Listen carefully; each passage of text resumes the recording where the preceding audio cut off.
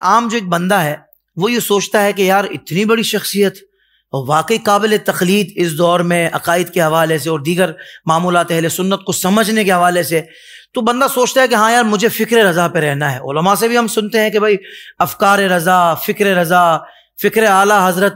تو میں چاہوں گا حضرت تھوڑا اپنے الفاظ میں ارشاد فرمائیں کہ فکر اعلیٰ حضرت ہے کیا، اور ایک عام شخص فکر رضا پر کس طریقے سے کاربند رہ سکتا ہے یا کس طرح امپلیمنٹ کر سکتا ہے اپنے اوپر، اور فی زمانہ اگر کوئی ایسی شخصیت ہمیں نظر آتی ہے، جیسے میں اگر بات کروں تو امیر اہل سنت حضرت علامہ مولانا محمد الیاس ستار قادری میرے شیخ طریقت نظر آتے ہیں کئی سالوں سے کہ جو امپلیمنٹ کر رہے ہیں افکار اعلیٰ حضرت کی۔ تو آئیے مفتی صاحب سے سنتے ہیں کہ فکر اعلیٰ حضرت ہے کیا، اور ایک عام شخص کس طریقے سے فکر اعلیٰ حضرت پر کاربند رہ سکتا ہے۔ دیکھیں، اعلیٰ حضرت کی فکر کے حوالے سے اگر ہم بات کریں نا تو لوگوں کے ذہن میں ہو سکتا ہے یہ بات ہے کہ بھئی اگر ہم ایک مولوی صاحب کی بات کر رہے ہیں تو ہمیں یہی فکر ملے گی کہ بھئی نمازیں پڑھنی ہیں، روزے رکھنے ہیں، کتابیں سیکھنی ہیں، علم دین کی طرف توجہ کرنی ہے۔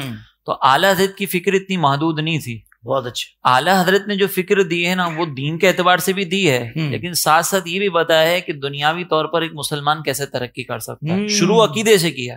واہ واہ واہ۔ آپ نے عقیدے کو بنیاد بنا کے رکھا، اور وہاں پر آپ نے عقیدے کی ایسی زبردست فکر ایک آدمی کو دی ہے کہ جدید علوم بھی اگر سیکھ رہا ہے تو عقیدے کی حفاظت کرنی ہے۔ اعلیٰ حضرت نے عشق رسول کے بارے میں جب کلام کیا نا کہ عشق رسول کی ترغیب دے رہے ہیں، تو اعلیٰ حضرت نے فرمایا کہ اگر تم کسی کو بھی ادنا سی گستاخی کرتا پاؤ تو فوراً اس سے جدا ہو جاؤ۔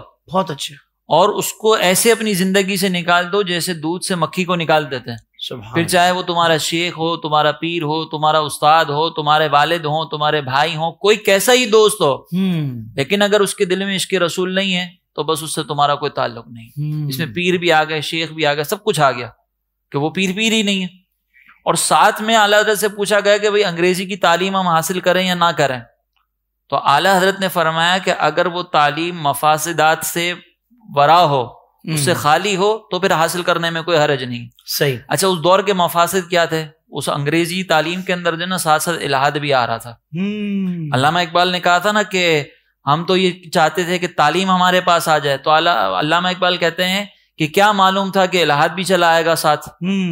ہم تو خوش تھے کہ تعلیم آ رہی ہے، لیکن یہ کیا خبر تھی کہ الہاد بھی ساتھ آ جائے گا۔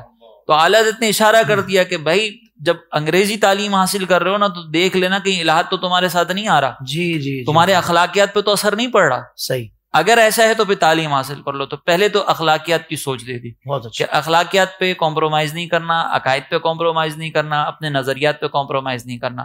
تو ایک عام آدمی کو چاہے وہ دنیا کے کسی بھی کونے میں چلا جائے، یہ فکر رضا ضرور تھام کے رکھنی ہے کہ میرا تعلق اگر میں یونیورسٹی میں بیٹھا ہوں نا تو میرے ہاتھ میں دامن مصطفیٰ ہونا چاہیے۔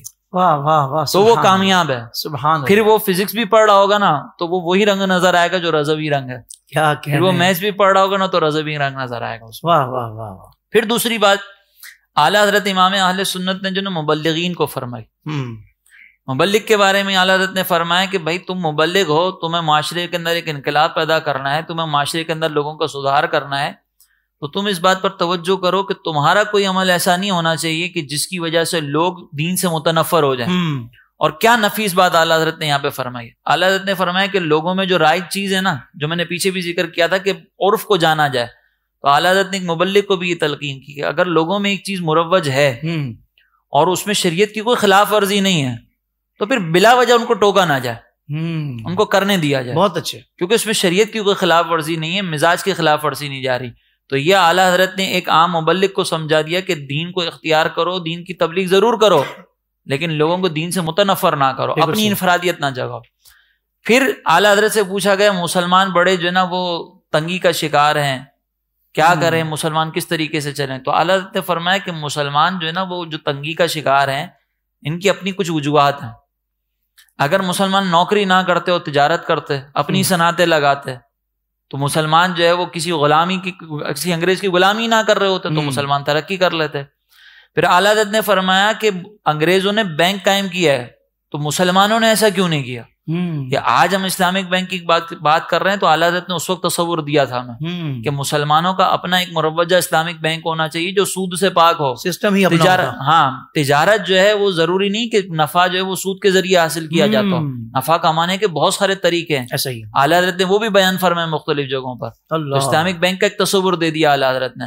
پھر اعلیٰ حضرت نے ایک اور بات یہ بیان فرمائی کہ تم جب تجارت کرتے ہو تو تم اپنے مسلمان بھائی سے تجارت کرو، تمہارا شوق یہ ہے کہ باہر کی پروڈکٹ آئے گی تو ہم استعمال کریں گے، تو وہ انگریز تمہیں اپنی مرضی کے حساب سے دیتے ہیں، تمہارا مسلمان بھائی اگر 4 پیسوں میں بھی تمہیں زیادہ دے رہا ہو نا تو اس کو خریدو تاکہ اپنے گھر کا مال اپنے گھر میں رہے، یوں مسلمان ترقی کرے گا۔ واہ، یہ وہ سوچ و فکر ہے کہ اعلیٰ حضرت نے ایک عام آدمی کو بتایا کہ تمہارا عقیدہ بھی درست ہونا چاہیے، تم تبلیغ کرو تو وہاں پہ بھی تمہارا مزاج اچھا ہونا چاہیے، اور جب تم دنیاوی معاملات دیکھ رہے ہو نا تو اس میں بھی مسلمان بھائی کی ترقی کے بارے میں سوچو۔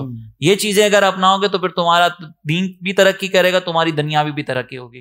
سوشل میڈیا پر اسلام کی صحیح تعلیمات جاننے کے لیے ابھی حافظ سائر قادری کا نیا YouTube channel Islamic digital studio subscribe کر لیں، اور ہاں، نوٹیفیکیشن بیل آئیکن کو بھی پریس کر لیں تاکہ ہماری نئی ویڈیوز آپ تک بر وقت پہنچ سکیں۔